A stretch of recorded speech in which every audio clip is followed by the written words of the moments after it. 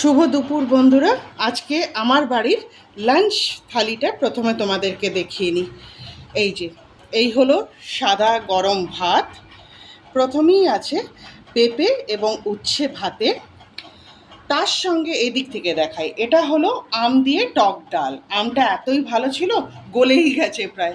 যাই হোক, আর ডালের সঙ্গে খাওয়ার জন্য এটা হলো থোড় ভাজা, এটা হলো ভেন্ডি ভাজা।